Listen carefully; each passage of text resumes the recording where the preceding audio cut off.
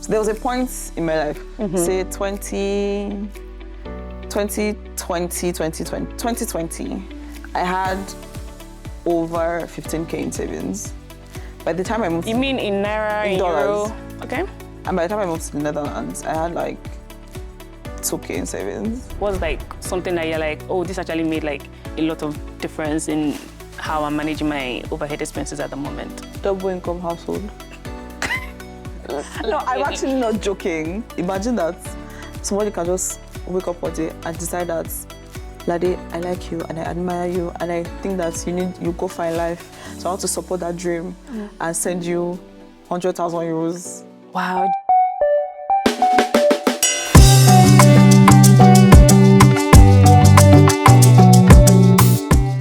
Hi guys, welcome to another episode of Finance Chats with Miriam, and today I have an amazing guest. Her name is Lade, and how would I describe Lade? I'd say she's actually like, she has a great personality, she's a great friend, and we met, I think, via like a games group or something.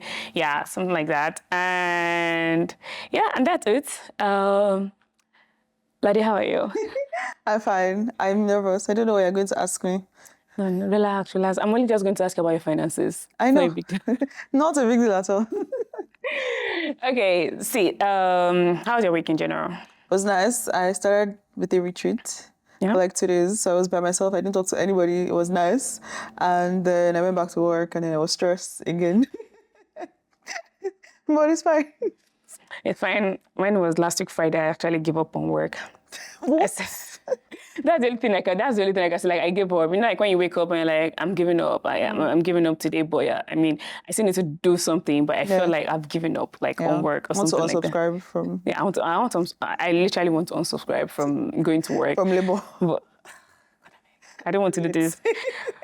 Well, let's see. So I'm just going to jump right into the already answers. So let me just throw you into the water. Okay. So I'm going to start with like my first question, which I actually think is interesting.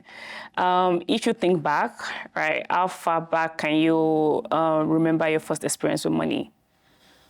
I remember we used to get pocket money when I was in primary school. In my primary school, there was this shop opposite the school where we could buy stuff. Yeah. And my mom used to give us money. And then I think that's it. I can't remember any big things. And like, do you know like how much and like what was the value then? What did you used to spend it on?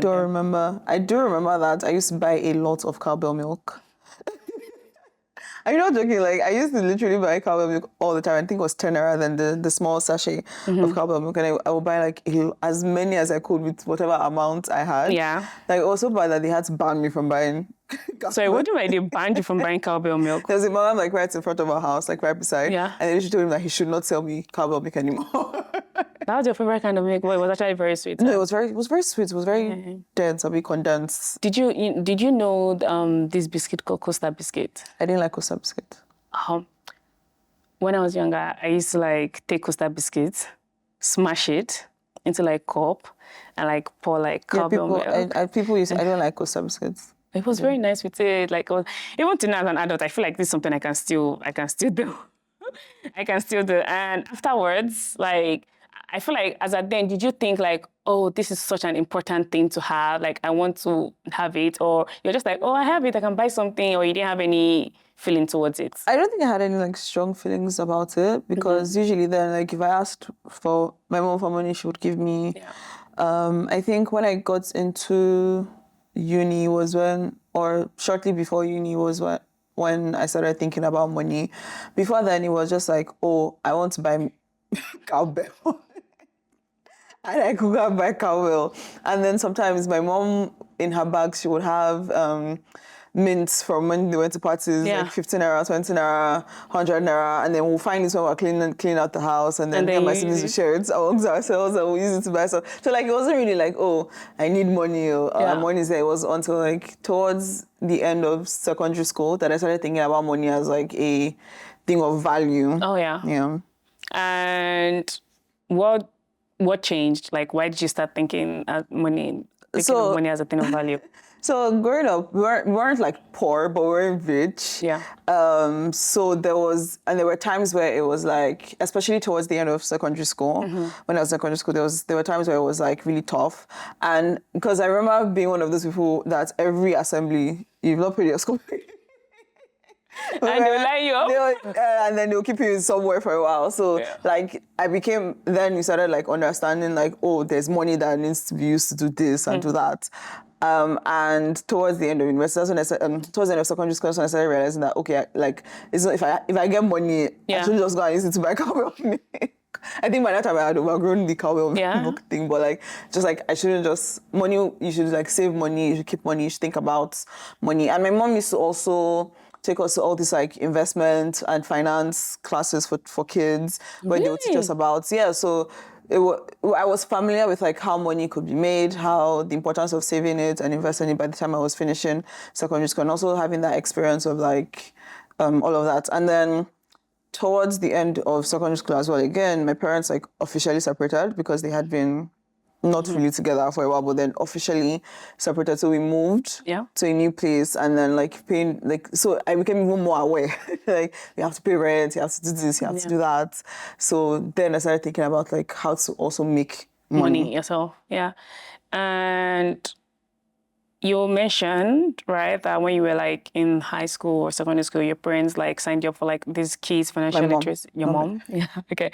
Sorry, your mom signed you up. Do you think that kind of helped you and, gave you a better perspective on, Honestly, there's one thing to know something and to learn it and to actually like live by it. Also, I think I was actually, I wasn't really paying attention to all those things then, but I do know that like she tried to give us that, because she used to be a banker. So like she tried to give us that basis of like knowing and understanding money and saving money, like don't spend all the money you get. There was even one time where they used to give us money for chores, so it was broken down into things, and we'll keep a tally of like, this is the things I did, and this is how much for each thing, and then this is the money that we're supposed to get at the end. So like all those basic things of like earning money, and you don't have to spend all the money you get, but it wasn't really a big deal for me. I didn't really.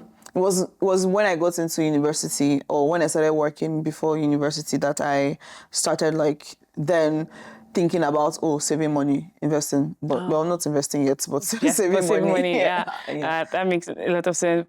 I feel like you grew up differently than me. Church was free. It was part of it. Just part of things you do in your house. No, it wasn't all the time. It was I think it was a period where they were trying to get us to understand, like what she was trying to do was to get us to understand that you can earn money and money doesn't fall from the sky. So, and it wasn't like something that we did all of my childhood. It was for a period of time. I think when I was early in secondary school, like JS1, JS2, and then it stopped after a while, but it was just to get us to know like, you can earn money and this is how to handle money. That's interesting. I think that's why she did. I'll try that if I have like kids of my own, but we'll see. And then you mentioned like when you go to uni and stuff, you start figuring out like, money is a thing of value and how you can make them. So at one point, when did you start earning like your first money, and what did you do? So also another thing that led me to like earning money is because I also felt like I didn't want to depend on people, especially like after my parents separated and everything became like much harder. It was like, I don't want to depend on anybody, so I need to work. And the only thing I knew how to do then was write on the internet. So I had a blog, I was writing a blog, I had Twitter, I was very active on Twitter. I opened my Twitter account before I turned 13. Actually, really? I had my first Twitter account when I was like 12 or 11 or something. And I've been writing on the internet since then. Do you still have this blog? No.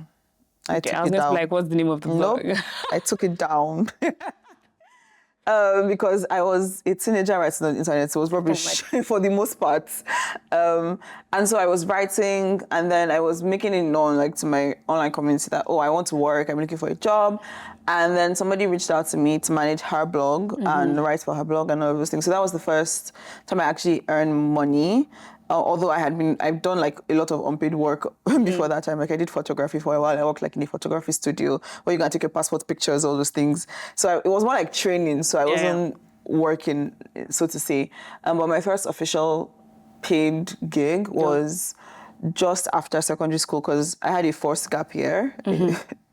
And I was doing the social media management and the blog management and all those things. I can't remember how much it paid, but I think it was like 20K. But this was in 2012, 2013. That's not like good money. Yeah, so that was not bad. Yeah, that's not like good So I money. was feeling You're feeling fine. it. And what did you do with your first 20K, if I may ask? I don't know. I don't remember.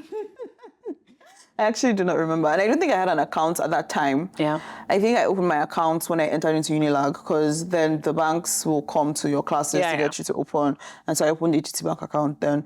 But I think my mom probably had like all these kids' accounts for us, but I never really... I don't remember how the person was paying me then because I didn't have an account then. Maybe person to give you cash. Maybe no, because it wasn't in person, it was virtual. Like I only met her one time when and my mom took me. She was like, "You are going to meet someone from the internet. Let's go together." So she went there with me. We had brunch somewhere in Ikeja, and that was the only time I ever met the lady. And then I don't even remember how she was paying me, but Maybe she was paying into your mom's account or something. Exactly. That would make a lot more sense. Yeah. Yeah. And then after your first job, what did you do next? So then I got into school eventually, but before then I started working at 360 Knobs. I was managing their social media account. So my friend was working there and I was looking for another job because I think for some reason I had to stop. I think she stopped the blog. So I was looking for something else. And then I worked with 360 Knobs for over a year, managing social media up until I got into Unilag. And then my friend that I met also on Twitter, and he was the one that, he was a photographer as well. He was the one that told me about the place where I went to do the photography training thing. He started a digital marketing agency. So I started doing copywriting for them. All kinds of copy, social media ads, everything, any kind of copy you can think of, I wrote in that time. And that was the second one. So I was in both of them together for about 2 or 3 years. Yeah. And I think combined, they were both paying me like 40 or 50K. And this was what year? 2014, 2015. So I was balling. My dad was also giving me pocket money for school. I think my pocket money was like 20K. So I was really having a good time. You're having a good time. And then also, the thing that also really helped was because my phone got bad, then 360 Knobs bought me a work phone. So like I was really balling. I was living the life. I was living it up. And during this period, do you know what you were doing your money? Were you saving? Were you investing? Yes, so that's when Piggyvest came around. I think it was somewhere in that period. So I was using Piggyvest a lot. I started using Piggyvest. I was saving really at that time. I remember that by the time it was my 4th year, I had saved up like almost 300K. Impressive. Yeah, I mean, my mom did Bruce foundational work. I was saving 0 naira, but let's go. But also I was earning a lot of money, like for that time. I didn't have a lot of things I was doing. Because I was staying in a hostel off campus and my dad paid for annually. And I didn't really have a lot of things to do with the money anyways. Like, how much food do I want to buy? As I then, I don't think people were doing Brazilian hair. And I'm not really even like into all of those things. The most that I used to do was I used to do my nails like every week or every 2 weeks. And maybe I used to pay for everything I could pay for. Like, wash my clothes, somebody will come and do it for me. Comfort is important. Like, I used to pay for... I don't think I cooked in the whole 4 years I was in Unilag. Maybe once or twice. Like, I was really craving something and I couldn't find where to buy it, so I'll cook it. It's like, those are the kind of things I was spending money on. Nothing crazy or anything. I wasn't even into like shopping, like I wasn't buying clothes. And it's just because I'm just not, it doesn't just appeal to me. I think where I was spending most of the money was on books. I was buying a lot of books I didn't read. I was just buying, accumulating books. I was about to say, like an avid reader or something, but you already answered that question. I used to be an avid reader. I'm not an avid reader anymore. Let's see, and you started your career in social media and, writing in general. So is it safe to say, like, a social media influencer and a writer? No? I left in 2017, I think. 2016, the end of 2016, I transitioned into a different career. I became a UX researcher. So how that happened was I was in Unilag, I had free time, had money. So I was going to meetups all the time, just like any meetup that my same friend who created a digital marketing agency. he was really into the tech space. So we were also working with a lot of startups. Like most of the companies we worked with were startups. Yeah. And then I used to go to this place called CC Hub, and they had lots of meetups in Yaba.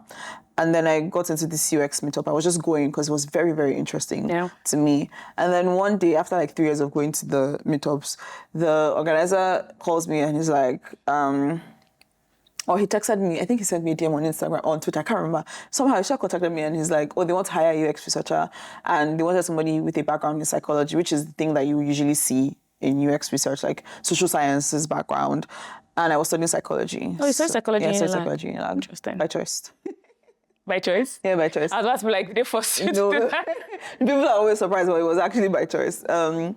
And so then I was like, sure, why not? Because at that time I had, I think my friend had closed digital marketing agency, and mostly I was just doing freelance, working here. I wasn't working as much as I was before. So I was looking for extra money. So I was like, sure, why not? It's like, I'm still in school. It doesn't hurt. And my plan was to go and do a PhD right after uni. So I was like, whatever, I'll do it for 1 year and see how it goes. And then it went, and I've been doing it for 7 years since then. Really? Yeah.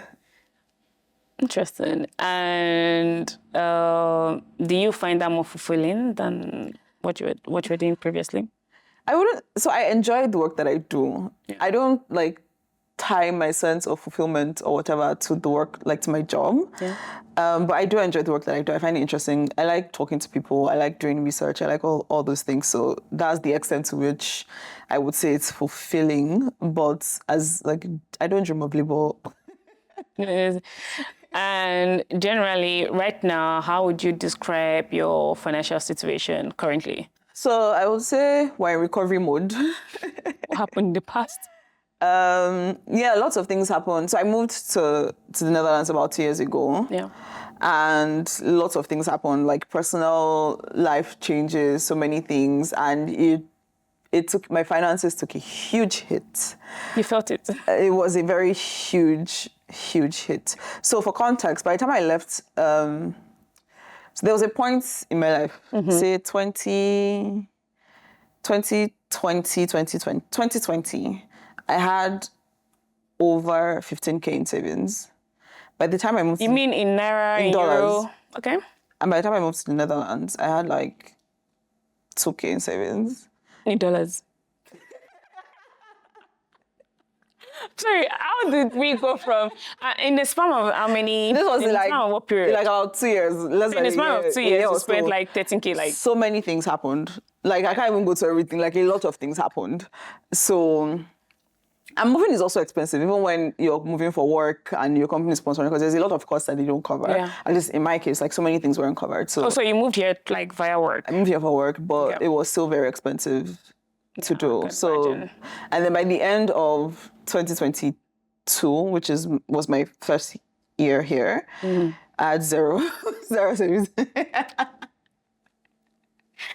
So now things have settled and everything. So we're in recovery mode. I'm building savings back up. I think that's smart because I actually like the fact that you mentioned that you moved here for work, and although the company sponsors some expenses, but like there's some like that they don't get like to sponsor for you, because a lot of people I always assume that, at least for me, I always assume like, oh, if you move like to Europe or Netherlands in this case for work, like your company have you settled, like they get you like a temporary accommodation to where you need an accommodation, so they pay for your food. Like I always like think about like, oh yeah, like you don't have to really do anything. No, it depends. So now I'm curious, like what kind of things? So I feel like it depends on the company. Yeah. Like it depends on the company, what they cover, what they offer. So my company, they only cover like the visa application and the flights and maybe like 2 weeks of a hotel for the first period. But then you know how the house market in the Netherlands is. Funny enough, I actually found my apartment within like 3 weeks, but I couldn't move there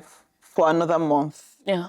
So I had to spend money on like looking for where to stay. And then again, you just move, right? So like you don't know where to buy things, you know where to get things. So you're getting everything for more expensive than you should. And even before I moved, there were like a lot of family and personal things that I had to take care of. So yeah, just a lot of things. Okay. And so you mentioned like a lot of like family and stuff or this thing. There's kind of like a question that's always been on my mind. Like, are you for or against like giving loans to your friends? My perspective on giving loans in general is I never loan more than I can let go of. Okay. And it depends on the person. So it's not like everybody has a flat fee. That's the max I can loan to you. Because whenever I loan people money, I don't expect to get it back. So I just loan with the expect I'm never getting it back. Yeah. So depending on who it is, the cap of that amount may differ. So there are some people that the most I can loan you that I'll be okay with is 5K. For some people, and Naira, please. do you know when you said 5K, I was like, It's Naira. interesting. Is this a good time to ask Lade to borrow me some money? Naira, please. And there's some people where I have some of my very, very close friends. Like if I can part with 100K and it's fine. So it depends on Naira. Can we say this now, like the Euro version of it? So that 100, funny. So I have this thing with Naira and euros. Yeah. Even when it's the exact same amount, it feels more in euros. Yeah, like it feels like So you're giving out more. 100K is about 100 euros, give or take. 100 euros feels like a lot more to me Than 100K. Yeah. Even though it's basically the same. Yeah, I think it's also because it's 100 euros, like, it's not like I'm saying, like, but it does worth more. Like you can do more. You can do more with it here than 100K back home. So I can understand that. In euros, it will be lower, definitely. Yeah. But it depends. Basically, that's my point. Like, I don't loan people money that I can't part with. And then it also depends on like my current situation, like what's happening, what do I need to pay for, what is upcoming in my path. And then I have money that I don't touch no matter what, at least before all my savings depleted. But yeah. Oh, okay. That's really a good answer to my question. And it doesn't mean that I give everybody that asks me for money loan because if you think that's because I just said ignore her now. You know, if you're like this close friend, you know, she's open to loaning you 100 euros. Sorry to you. And 100K. So feel free to call her and bill her. She's Sorry. very happy to stay. And then you mentioned like you're in a recovery mode at the moment, and I feel like to an extent it can also be, it's not rosy on a recovery mode. So my question would be, right now in your recovery mode, like what kind of finances is still very hard for you to still figure out at the moment? Like which one is like, would you say is a thorn in your flesh right now? How do you mean? Like, you know, like when you're in recovery, like, oh, I'm trying to figure out like, I want to increase my income, or shit, I need to figure out what to do with my groceries, because you're trying to like save more, invest more. So you're looking for what can I do to make it better, like, or, oh, I have this thing, I'm trying to let it go, but it's so difficult to let it go. Like, it's just frustrating you, like, and making it difficult for you to basically like move past towards recovery mode to where you want to be. I think the most difficult part in recovery mode is like increasing my income significantly. That's the challenge, because Europe is it's interesting, like how money, the way money is perceived in at least the Netherlands, and from what I've seen, is different from like say in the US. So that is the biggest blocker for me right now, significantly, like really significantly increasing my income. I understand, and you know, there's this myth that if you're living in Europe, you have a lot of money. Why are you laughing? I've told people to call Lade and bill her, but sure. I don't have a lot of money, so I don't know what. Stop disguising. What?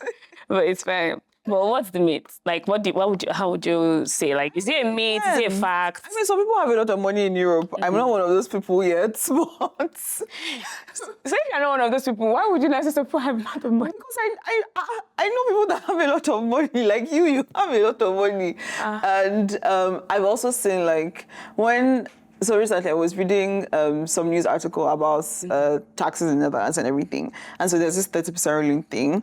And then I saw that there's a cap, and the cap is 225,000 annually. I was like, people are earning 225,000 annually in the Netherlands. I need to find what they're doing and also do it too.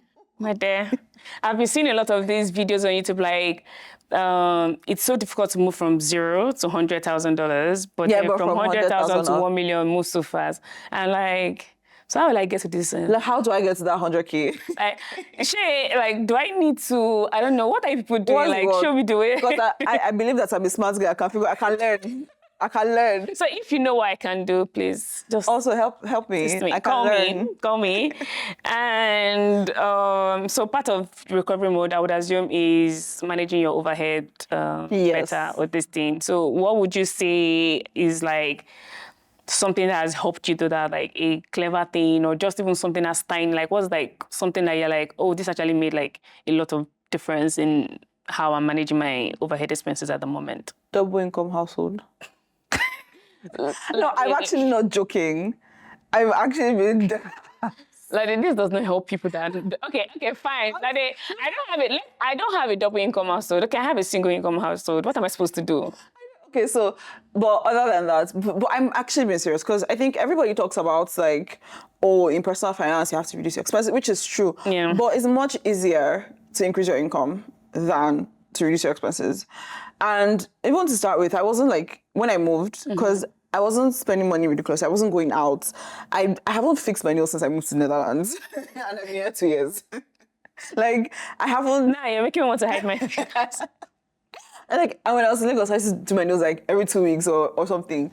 So I can't remember the last time I went to a spa. I also used to do my lashes and nails. I've not skipped lashes. Like, I can't remember the last time I went to a spa. I've never made my hair here, like done braids or anything. One of my friends, she makes hair, and when she comes to visit me or when I go to visit her, she lives in Germany, then that's when I make my hair. Like, I had to literally cut down on so many things. So this is before recovery mode. This was when we were in survival mode. Like, let's just be surviving. Let's just be going. Let's not die. I wasn't even thinking about saving. In fact, then I was trying to do like, I'm going to save 50 euros every month. It didn't work. Like, I didn't have 50 euros to save every month. So what did you save for the last 2 years that were in Europe? How much have you saved so far? How much? I don't know yet. I haven't checked because it's not been very consistent. I didn't start saving until like actually saving until. No, you don't have to give me like the exact thing. You can just give me like a range. Like since you moved to Netherlands, like how much were you able to I was save? exposed to you that like I've not been saving since I moved to the Netherlands. That's what I'm saying. So 0 I only euros. started saving like the end of last year. Yeah. Again, because that's when like things started calming down and moving. But it was my point is that like, I had to cut down on so many things. I wasn't doing any like fine girl maintenance things.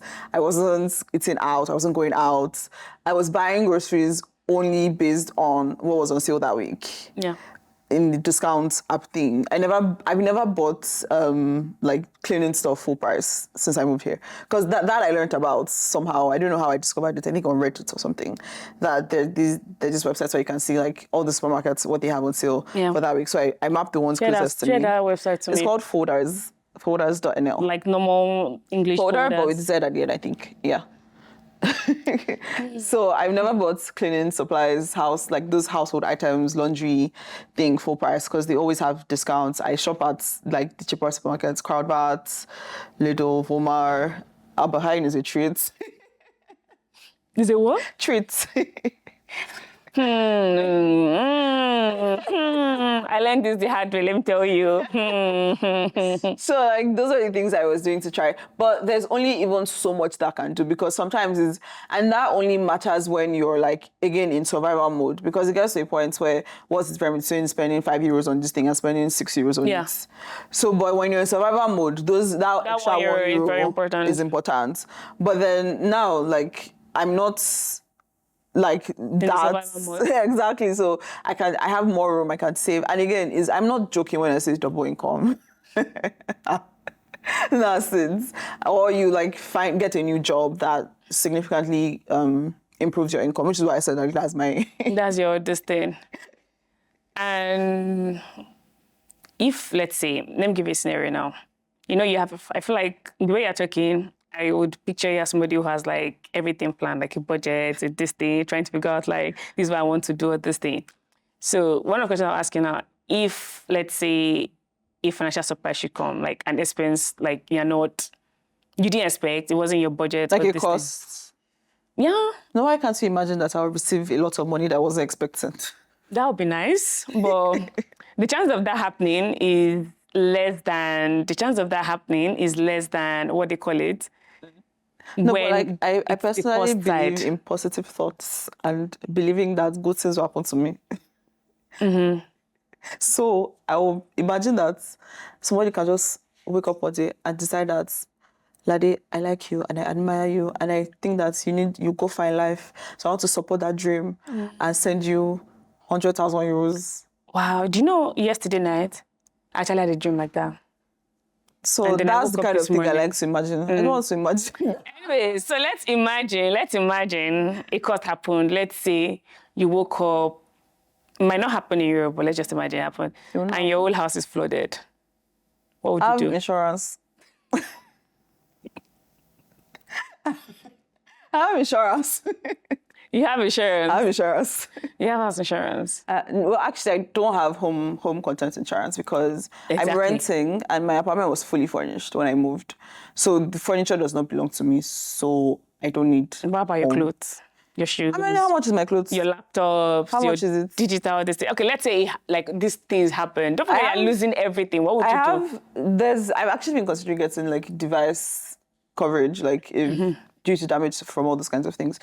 But if my house gets flooded right now, it doesn't actually cost me. But what do you mean get flooded? Like No, but that's what you said now. That's the example I you gave.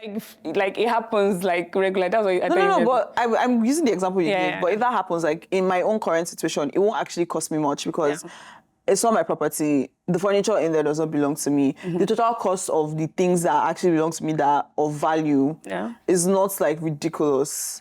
I don't know off the top of my head, but maybe it's like, aside from the laptop and the phone, like, I don't know. Maybe 2K or 1.5, I don't know. So now 2K 1.5. Okay, if that happens, now what are you going to do? Because it's not part of your plans. But now So this time it happened. firstly, my apartment has to put me in another accommodation because it's their pipes. Yeah. It's not my pipe. Not be me getter. So that's the first thing. So I don't have to pay for that. And even if I do pay for that, like I'll be reimbursed that cost. Yeah. Then for clothes and things, there are crane groups all around. That's secondhand stores. Yeah. I got my clothes from there. Yeah. Then what else is there? I don't know. Your phone? My phone. Because most likely your phone is gone. Even if the phone is gone, you can buy phones on monthly contracts. So I don't have to pay down whatever 1,000 amount. Imagine you're in Nigeria and this happened. But I'm not in Nigeria. It's not talk about here. Like I've given up. But it's the current. Okay, but if I was in Nigeria and this happens, what will happen? If the house is flooded, I'll go and stay in my mother's house. If for devices and things, I'm sure that there are websites that have that. I feel like if I was in Nigeria, I will not be in recovery mode. I'll be thriving. Still, I'll be thriving. So all these things not going to be like an issue It won't for be you. an issue, I don't think. Must be nice. And I have what they call it, final question from me. I'm very specific in this one. And I would say, what is like a financial trend that you think, oh, I'd like to, be involved in this? I think I want to like learn how to invest in stock. That's the only, I don't get it. Stock? Yeah. Because to me, honestly, like just personally, I believe that is gambling. Everybody talks about like, oh, you can like predict, like they have financials and blah, blah, blah. But I feel like it's just, people are just going based on vibes. Like people just feel that this company is going to blow. So they'll buy the stock. Yeah. And then everybody's buying it. Like it feels like gambling to me. And people say that, yeah, you can look at fundamentals, but nobody's doing that. Actually, I know somebody who does. No, I mean like, but in general, the stock market's like that, when that GameStop thing happened, I was like, this is gambling. I think most people knew, no? No, but like that's the point. Like everybody will tell you that, oh, they are analysts and everybody's doing, which I'm not saying that analysts are not doing their job. Nobody should come and fight me. But I'm just saying that like, it just feels like people are hoping. Yeah. Because what's the difference? I feel like what's the difference between me doing that and me going to buy lottery tickets to scratch us? Because there's a winning lottery ticket. But like the same way there's a winning stock. But I feel like in stock markets, at least there's like data. In lottery, there's really no data to back That's whatever what I'm you're saying. doing. I feel like when people say that there's data, they're trying to make it seem rational and make them feel less like they're gambling. Yeah. Because at the end of the day, you're still making a gamble. You are making a gamble that Like, yeah, a particular stock will go up based on XYZ. But it may not actually happen. Yeah. And also, they may be lying. Like the company that True. you're thinking will blow. So may be lying. you're making like a decision. You think it's still a gamble. You're making an informed gamble, but Yeah. it's a gamble. Yeah. It's the same way like somebody who goes to a casino is like, okay, the last 3 ones have been not 777, so the next one will be like the next one might jet. It's different. Like they also talk about diversification and stuff like that. But I don't know, but like that's the one thing that I want to like really understand. Really going. And So you want to go into like all these fundamentals, have because charts, reading them. Because to me currently, it just feels like gambling. When I was like in school, I don't know if this is a true story, but my finance lecturer just told me about how there was something like somebody was doing a research and they brought like a group of people who said, oh, we are the best finance, analysts, stock market analysts in the world or this thing. So they brought them together to pick like different stocks to invest in and stuff like that. And then they brought like another group was like a monkey that basically is just throwing darts. So it has like different like companies on this thing. And you just give the monkey like a dart and the monkey throws it and wherever the dart lands on with the monkey, like the monkey picks the stock, they invest the stock in the monkey and stuff like that. So they did this, I think, I'm not sure for how long. I don't know if it was short term or long term, but long story short, basically there was no difference. There was no difference. I'm reading Psychology of Money and my husband's recommendation. He has been like, you must read this book. Yeah. So I'm reading this. Morgan Housel talks about how like there's this company, I can't remember the name, and they invest in art. So they buy art and then they sell it at like multiples. Mm-hmm. And they ask the people, like, what's their strategy? And it's like, we just buy a lot and see which one goes. Yeah. And even in the book, he also talks about, like, how the companies who provide the most lift for the S&P or whatever, it's like maybe 5 or 10 companies. And, like, it is all a gamble. That's what I'm saying. It's all a gamble at the end of the day. You're gambling, but you're doing it in a somewhat more informed way than if you just go to the casino or you just buy lottery tickets. Yeah, I think people just feel comfortable with the idea. They're like, oh, I'm making an informed decision. So yeah, I feel like it's a false sense of safety. Because, okay, also another thing that makes it really feel like gambling is like a lot of things happen that nobody plans for. E.g. COVID. COVID is my favorite example for all of these things because look at what happened during COVID. All your financial projection and financial plan went to the gutter. Yeah. So, like, it's gambling at the end of the day. Interesting. And final question from me. However, somebody has a question for you. Who is somebody? I don't know. Anyways, the previous guest wrote down a question. Oh.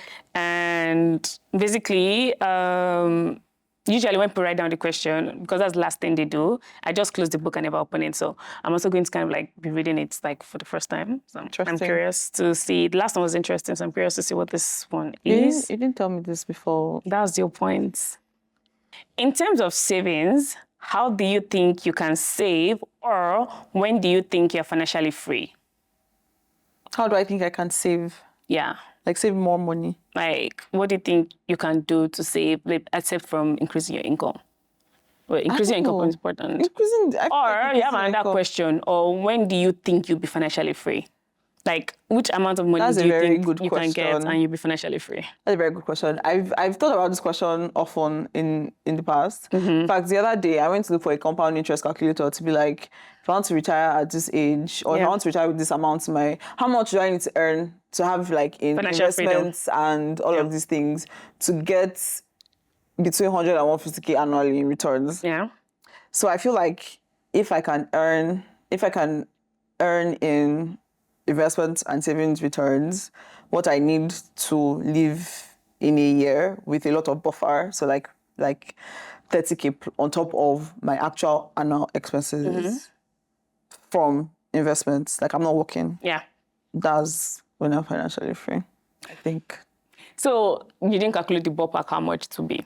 But I don't know what my expenses will be when I'm ready to retire. So I don't know. But it's a lot of money. That's what I know. Because I also don't want to like retire and be like living quote unquote frugally. Yeah. I want to like be able to travel. Everybody says that, but I don't know if I'll actually travel. But I want to have the option. Like, not that I'm not traveling because I don't have the money. I'm not traveling because I don't want to. Oh, interesting. Let's see. That's really a good answer. I didn't see the question, so I'm actually impressed with the question. And we've gotten to the final part of this show. So I do a game called either Would You Rather or This and That. And for you, I chose to do Would You Rather. So I'm going to ask you 5 questions and you just say, why do you look... I'm not going to Why answer Would You Rather because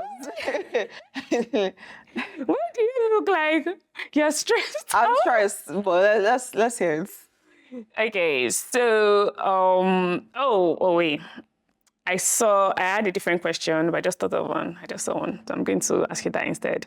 So my first question for you is, would you rather always get a 20% discount on everything you buy or always get a 20% bonus on every paycheck? Let me do some quick math. More money is always better. Okay, so 20% bonus on every paycheck. Yes.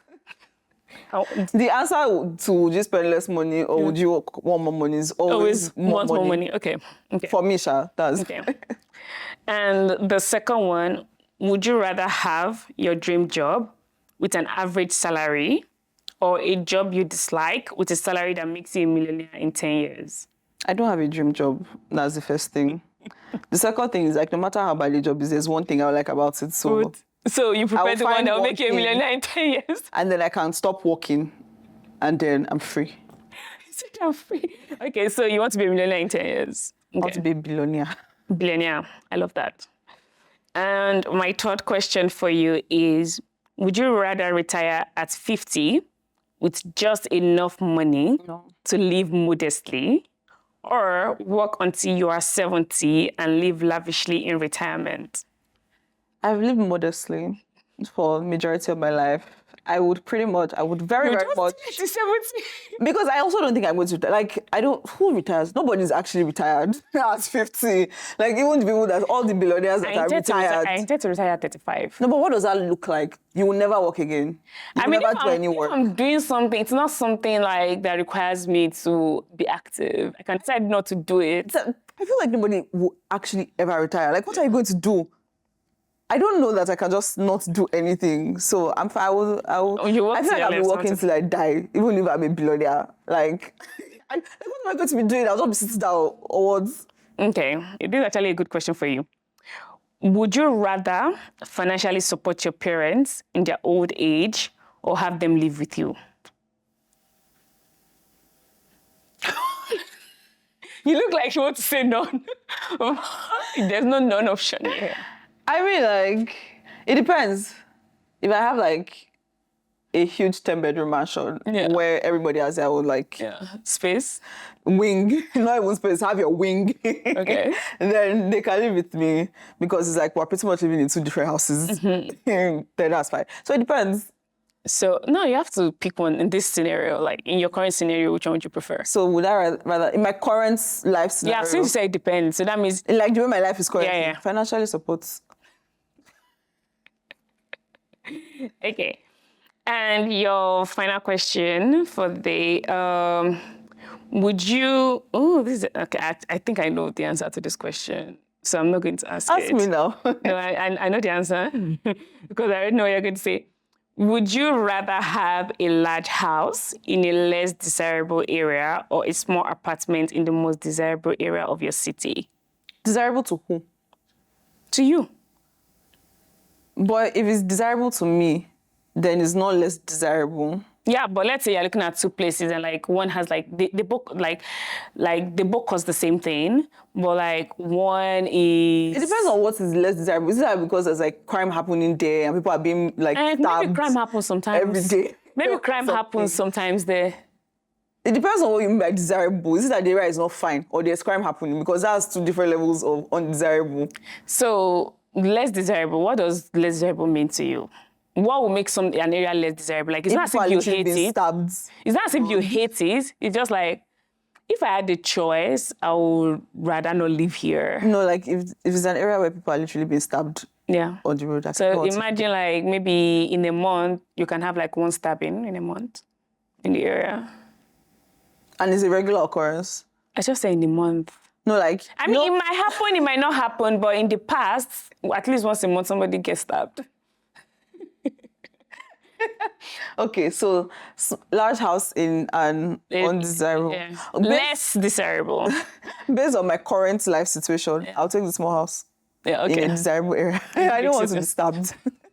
Okay, yes, your problem is just the stabbing part. Okay, no problem. And we've come to the end of the show. Yay. It was nice having you. But before you go, I have to come up with a question now on the spot. you have to sign the book and come up with a question for the next person, the same way somebody did for you as well. I'm going to think of a hard You question. can use the full page. Shit, I'm going to think about the hard question. Oh, everything. Yeah, if you want. The whole page is for you anyway, so you can use that. Lade was here. Question. A money-related question. Yeah, but this is personal finance, so yes. Thank you for this question. I feel like the person would maybe hate you or kill you for the question or love you. I don't know which one, but we'll see. But they won't know it's me. You didn't tell me who asked. Exactly. You don't know. No, but I can say the previous guest, and they're like, oh, the previous guest, whatever. Hi, my name is Lade, and on this episode of Finance Chats with Miriam, we talked about money and my journey with money and how I went from lots of savings to zero savings and why you need to have double income households. And thanks for listening. Bye. Don't forget to like, share, subscribe.